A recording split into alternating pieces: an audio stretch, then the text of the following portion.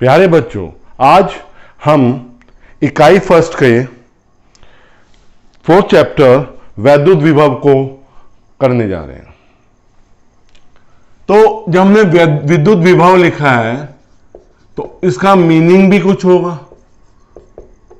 विभव हम पढ़ते आ रहे हैं, क्लास 9th में भी 10th में भी पढ़ा है। किसी एकांक आवेश को अनंत से, किसी एकांक आवेश को अनंत से स्रोत आवेश के वैद्युत क्षेत्र के भीतर लाने में जितना कार्य करना पड़ता है उसे वैद्युत विभव कहते हैं। तो इसे किससे प्रदर्शित करते हैं? V से। अगर हमें Q0 एकांक आवेश Q0 को अनंत से स्रोत आवेश के वैद्युत क्षेत्र के भीतर में लाने में W कार्य करना पड़ता है तो W अपॉन Q0 क्या कहलाएगा? विद्युत विभव। इसका मात्रक क्या होता है? वोल्ट। तो 1 volt is equal to 1 joule upon 1 coulomb. अगर 1 कूलाम आवेश को अनंत से, 1 कूलाम एकांक आवेश को अनंत से स्रोत आवेश के वैद्युत क्षेत्र के भीतर लाने में 1 जूल कार्य करना पड़ता है तो उसका विद्युत विभव कितना होगा? 1 वोल्ट होगा। कैसी राशि है ये? अदिश राशि है। विभवांतर,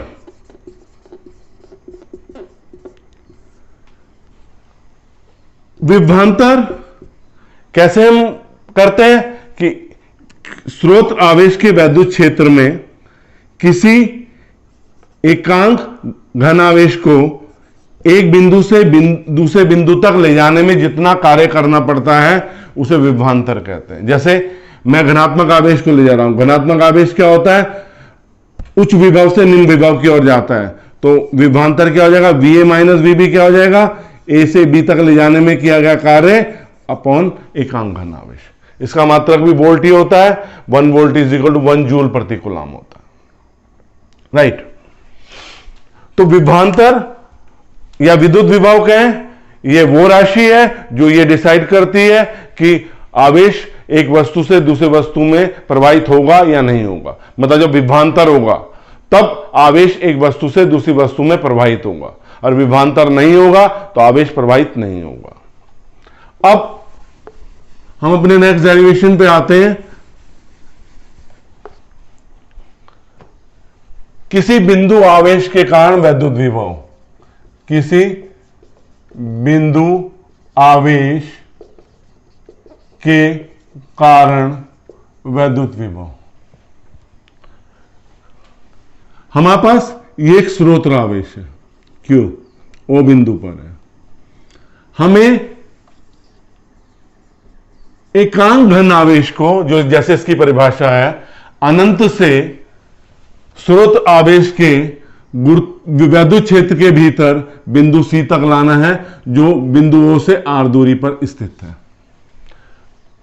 अब जब हम किसी आवेश को अनंत से लाएंगे तो जैसे जैसे स्रोत आवेश की ओर लाएंगे दूरी धीरे धीरे कम होगी।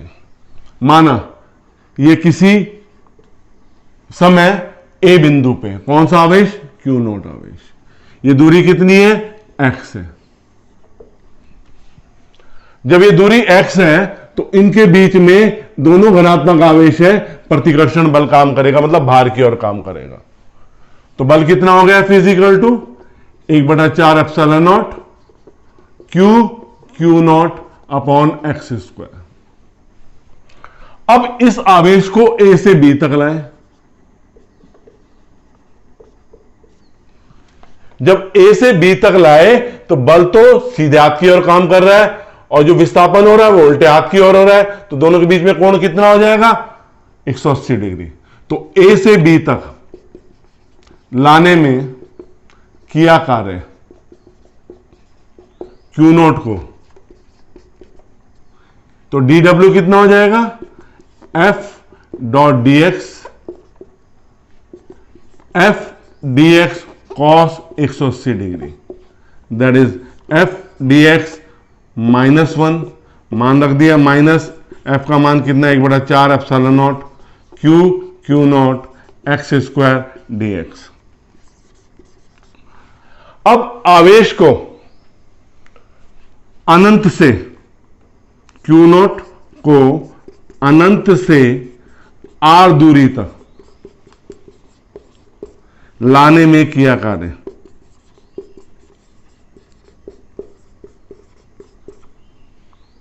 तो dw कितना, सॉरी dw डब्ल्यू आएगा, कुल कार्य कैलकुलेट कर रहे हैं ना, अनंत से आर dw,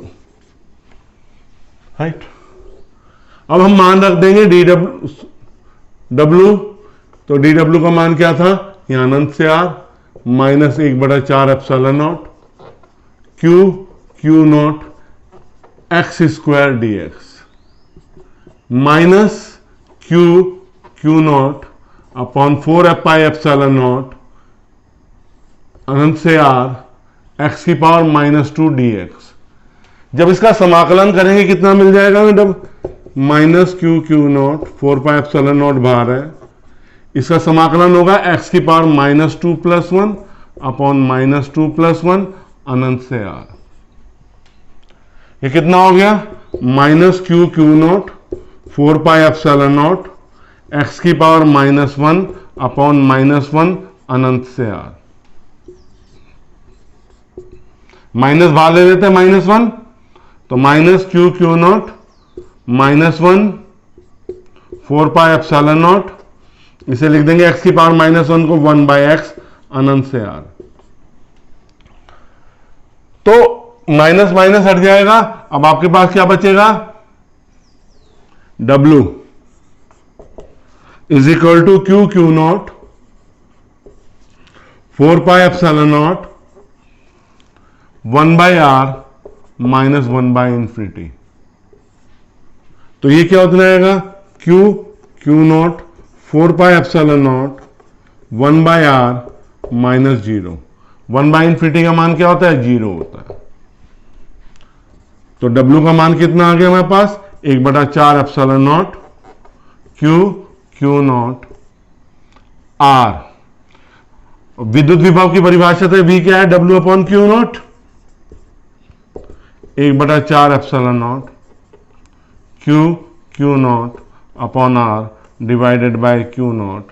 तो V का मान कितना आ गया, 1/4 epsilon naught q upon R।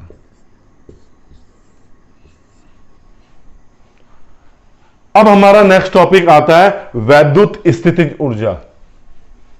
वैद्युत स्थितिज ऊर्जा क्या होती है, वैद्युत स्थितिज ऊर्जा किसी बिंदु आवेश को, विद्युत स्थितिज ऊर्जा किसी बिंदु आवेश को अनंत से स्रोत आवेश के भीतर लाने में जितना कार्य करना पड़ता है उसे वैद्युत स्थितिज ऊर्जा कहते हैं।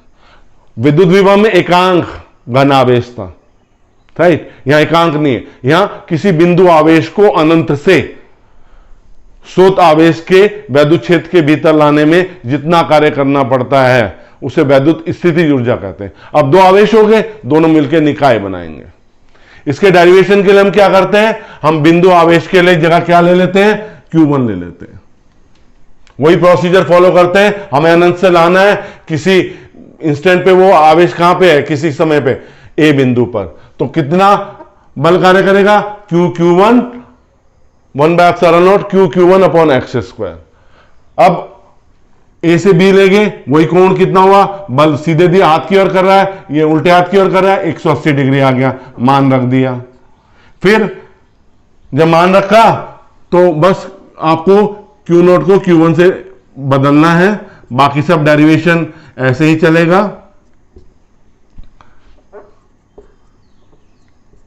यहां तक, राइट। वैद्युत स्थितिज ऊर्जा क्या होती है,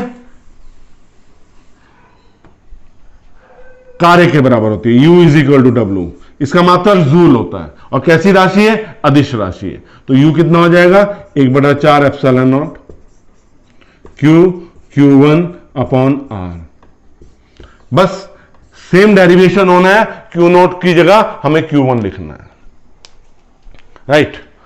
अब हम एक रिलेशन ड्राइव करेंगे, किसके बीच में रिलेशन? हम रिलेशन ड्राइव करेंगे वैद्युत क्षेत्र की तीव्रता तथा विभव में संबंध, इनके बीच में संबंध क्या होता है।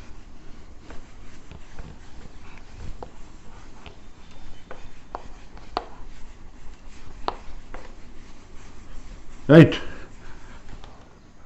हम इसी डायग्राम को यूज कर लेंगे इसमें। यह हमारा स्रोत्र आवेश है और यह हमारा परीक्षण आवेश है। राइट, हम परीक्षण आवेश को ए से बी ला रहे हैं, ए से बी ला रहे हैं, तो दोनों पे घन आवेश है, बल सीधे हाथ की ओर काम करेगा, प्रतिकर्षण बल होगा। और ए से बी ला रहे हैं तो क्या होगा? हम किसके बीच में रिलेशन बना रहे हैं? ई व वी के बीच संबंध। ई मतलब वैद्युत क्षेत्र, वी मतलब विद्युत विभव। जब हम ए से बी को आवेश ला रहे हैं तो वर्कडन कार्य कितना हो गया?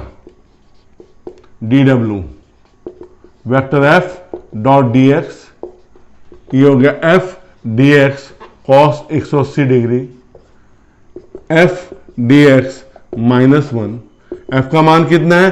Q naught E dx minus. विद्युत विभव की परिभाषा से dv का मान कितना होगा? dw upon Q naught. तो dv कितना हो गया? dw कितना हुआ? Minus Q naught E dx upon Q not.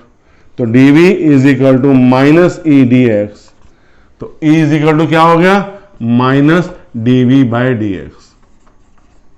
मतलब जो वैद्युत क्षेत्र है वो वैद्युत विभव का, इसे कहते हैं विभव प्रवणता, ऋणात्मक विभव प्रवणता के बराबर होता है। अब हम आते हैं अपने टॉपिक पे। स्क्रीनशॉट ले लिया होगा? ले लो बेटा बेटा। अब हम आते हैं, हमने विद्युत द्विध्रुव पढ़ा था। कभी हम वैद्युत कह देते हैं, कभी विद्युत कह देते हैं, दोनों एक ही मान है बेटा।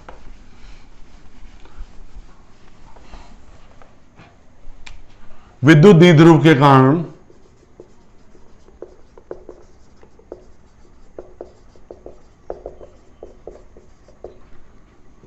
विद्युत विभव किसी बिंदु पर विद्युत विभव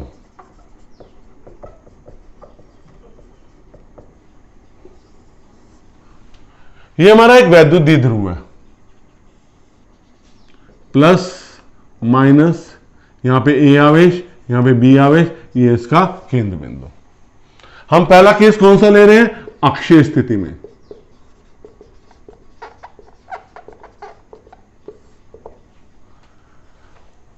अब अक्षीय स्थिति क्या होती है? जो उनकी अक्ष है उसी को आगे खींच दिया। यहां पे एक पी बिंदु है, ये ओ से कितनी दूरी पे है? मतलब केंद्र से आर दूरी पे है। जो हमारा विद्युत द्विध्रुव है उस पे आवेश प्लस क्यू और माइनस क्यू है और लंबाई कितनी है? एल है। राइट, अब हमारे पास एपी दूरी कितनी हो जाएगी? यहां पे एपी, ओपी में से ओए माइनस कर दें। AP is equal to OP minus OA r minus l. BP कितना हो जाएगा? ओपी प्लस ओबी। बीपी निकालना है, ओपी में ओबी ऐड कर दिया, किसके बराबर आ गया? R plus l. हम जानते हैं वैद्युत विभव एक अदिश राशि है, तो ए बिंदु के कारण पी बिंदु पे कितना विभव हो जाएगा? 1/4 epsilon naught q upon AP, 1/4 epsilon naught q upon r minus l. B बिंदु के कारण कितना विभव हो जाएगा? BB 1/4 epsilon naught q upon BP, 1/4 epsilon naught q upon r plus l minus q. क्यों? अदिश राशि है, कोई दिशा तो दर्शा नहीं रही है, इसलिए ऋणात्मक चिन्ह होगा ऋणात्मक लेंगे, धनात्मक चिन्ह होगा तो धनात्मक लेंगे। कुल विभव कितना हो जाएगा? V V plus V B, 1/4 epsilon naught q upon r minus l minus 1/4 epsilon naught q upon r plus l. क्या होगा यहां पे, क्यू बटे 4 एप्सिलॉन नॉट कॉमन हो जाएगा, यहां बचेगा 1/r minus l minus 1 upon r plus l, q बटे 4 पाई एप्सिलॉन नॉट, हमने एलसीएम ले लिया r माइनस एल और r प्लस एल, तो r माइनस एल से r माइनस एल कट गया, तो यहां क्या बचा r प्लस एल और यहां पे क्या बचा r माइनस एल। तो v इज इक्वल टू क्या हो गया, q upon 4 pi epsilon naught r plus l minus r minus l upon a plus B, a minus B क्या होता है, a square minus B square, तो ये हो गया r square minus l square. v is equal to q upon 4 pi epsilon naught r plus l minus r plus l r square minus l square. L से L, r से r cut गया, ये cut गया, ठीक है साहब। तो v is equal to क्या बचा, q upon 4 pi epsilon naught 2l upon r square minus l square, ये आ गया 1/4 pi epsilon naught q into 2l r square minus l square. तो v का मान क्या आ गया, 1/4 epsilon naught p upon r square minus l square, जहां p क्या है, विद्युत द्विध्रुव आघूर्ण, p को क्या कहते हैं, q इंटू 2l। अब यदि r का मान l से बहुत ज्यादा है, तो l से, तो r square minus l square को क्या लिख सकता हूं मैं, आर स्क्वायर। तो v is equal to 1/4 epsilon naught p upon r square. तो ये अक्षीय स्थिति में हमने वैद्युत विभव की गणना करी। अब हम दूसरे केस में किस में आएंगे, निरक्षीय स्थिति में।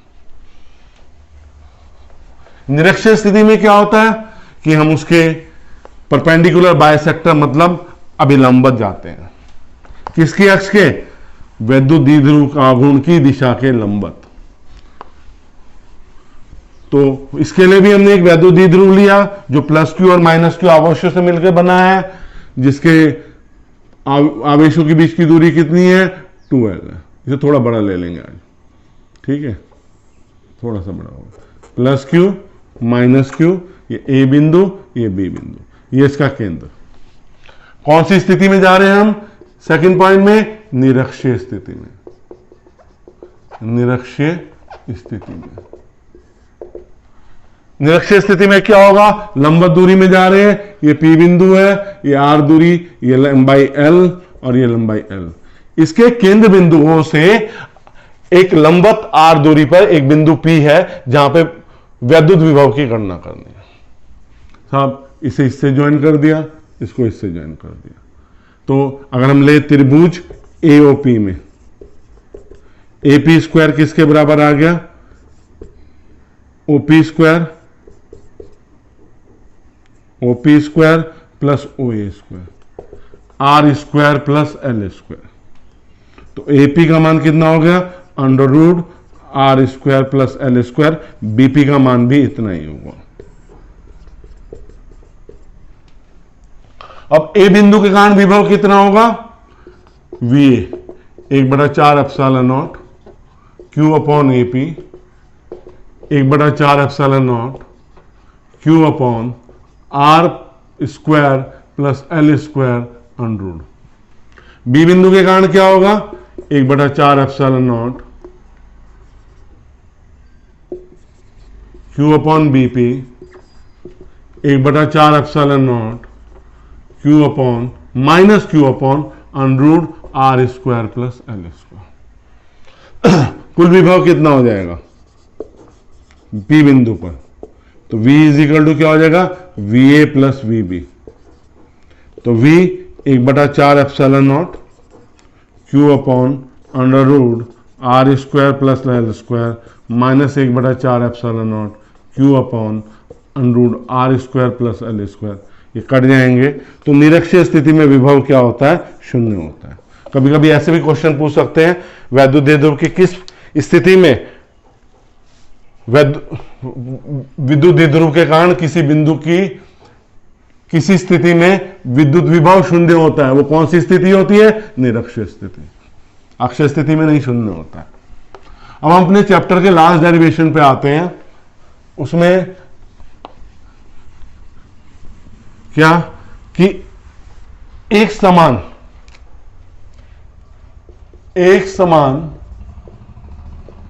बाह्य वैद्युत क्षेत्र में विद्युत द्विध्रुव को विद्युत क्षेत्र में विद्युत द्विध्रुव को घुमाने में किया गया कार्य, ब्रैकेट में विद्युत स्थिति ऊर्जा। जब हम कार्य करेंगे तो विद्युत स्थिति ऊर्जा आनी है अपने आप। ये हमारा एक समान वैद्युत क्षेत्र है, एक समान। इसमें एक वैद्युत द्विध्रुव को रख दिया हमने, प्लस क्यू और ये माइनस क्यू। हम कर चुके हैं ना बलागुण वाला रूप। तो वैद्युत क्षेत्र की दिशा में एक बल लगेगा क्यू ई, एक बल ऐसे लगेगा माइनस क्यू ई, अपोजिट। ये ए है, ये बी है, ये लंबाई कितनी है? 2L है। ये वैद्युत द्विध्रुव कितने कोण पे रखा गया? इससे थीटा। मतलब वैद्युत द्विध्रुव आघूर्ण और वैद्युत क्षेत्र के बीच में कितना कोण है? थीटा कोण है। ये सी, ये कितनी आएगी? 2L sin theta. ये चैप्टर सेकंड में देख लेना डेरिवेशन। तो जब हमने किसी विद्युत द्विध्रुव को एक समान बाह्य वैद्युत क्षेत्र में रखा और उसे हम घुमाना चाहते हैं, तो इस समय इसका पे कितना बलागुण कार्य कर रहा है? बलागुण कितना कार्य कर रहा है? Tau is equal to P sine theta. इस डेरिवेशन को चैप्टर सेकंड में देख लेना, गंधी आपने देखा है विद्युत क्षेत्र वाले में। अब डी थीटा कोण घुमाने में किया कार्य D W is equal to tau D theta. Tau क्या हो गया? PE sine theta D theta. अब θ1 कोण से θ2 कोण घुमाने में किया कार्य W इज इक्वल टू θ1 से θ2 dW, θ1 से θ2 P sine theta D theta. P बाहर आ गया, θ1 से θ2 sine theta D theta, that is P sine theta D theta का इंटीग्रेशन क्या होता है? समाकलन माइनस कॉस थीटा, θ1 से θ2। तो कार्य कितना हो गया? P minus cos θ2 minus cos θ1। तो कार्य का सूत्र हो गया P कॉस θ1 माइनस कॉस θ2। अब यह कार्य किस रूप में स्टोर होगा, संचित होगा? ये वैद्युत स्थितिज ऊर्जा के रूप में संचित होगा। U is equal to P cos θ1 minus cos θ2। हम इसकी ना अधिकतम जो बल आघूर्ण की स्थिति होती है, अधिकतम बल आघूर्ण कितने कोण पे काम करता है? θ1 इज इक्वल टू 90 डिग्री। कितने एंगल पे रोटेट किया? थीटा। तो यू थीटा कितना हो जाएगा? P cos 90 degree minus cos theta. Cos 90 degree का मान क्या होता है? 0। तो U theta is equal to क्या हो गया? P 0 माइनस cos theta, that is U theta is equal to minus P cos theta. एक चीज का ध्यान रखना बेटा इस डेरिवेशन को करते हुए कि हमें ये बल आघूर्ण ड्राइव नहीं करना है। हमें अगर बल आघूर्ण हमारा पे हमने पहले ड्राइव किया है तो यहां पे सीधा लिखना है बल आघूर्ण का मान। फिर जब हम कार्य करते हैं तो ये क्या हो जाएगा, tau into D theta, value put करके समाकलन करना है और सीधी वैल्यू करनी है। जब हम किसी चीज को घुमाते हैं तो जो कार्य और ऊर्जा की परिभाषा क्या है, तो कैपेसिटी ऑफ डूइंग वर्क, मतलब जो हम कार्य करने की कैपेबिलिटी है उसे ऊर्जा कहते हैं। जब हम कार्य कर रहे हैं तो वो किस रूप में संचित होगा, वैद्युत स्थितिज ऊर्जा के रूप में संचित होगा। तो ये डेरिवेशन आ गया। एक चीज का और ध्यान रखना, हम अध्यारोपण में जैसे करते हैं ना, अगर जैसे हमारे पास एक बिंदु पे निकालना है, ये प्लस आवेश है Q1, ये माइनस Q2 आवेश है, ये दूरी R1 है, ये R2 है, ये Qn आवेश है, तो हम ना जब कुल विभव निकालेंगे ना, तो अगर किसी बिंदु पर ओ बिंदु पे निकाल रहे हैं तो कुल विभव जब निकालेंगे तो कितना होगा वो, अगर वो प्लस चिन्ह है तो प्लस चिन्ह लेंगे, plus Q1 upon R1, minus है तो माइनस लेंगे Q2 अपॉन R2, इस तरह से, राइट। तो V इज इक्वल टू क्या हो जाएगा, 1/4 एप्सिलॉन नॉट कॉमन हो गया, तो ये क्या हो जाएगा Q1 upon R1 minus Q2 upon R2, और बाकी जो चिन्ह आएंगे वो आएंगे। क्योंकि अदिश राशि है इसलिए इसका बीजगणितीय होगा। बेटे मैंने बहुत कम समय में और बहुत सरल भाषा में इस पूरे अध्याय विद्युत विभव को समझाने की कोशिश करी है। अगर मेरा समझाना आपको अच्छा लग रहा है तो मेरे वीडियो को लाइक करना ना भूलें, और मेरे चैनल को अगर सब्सक्राइब नहीं किया है तो सब्सक्राइब जरूर करें। मैं ऐसे ही आपको सरल भाषा में संपूर्ण अध्याय एक वीडियो में देने का प्रयास करूंगा। धन्यवाद।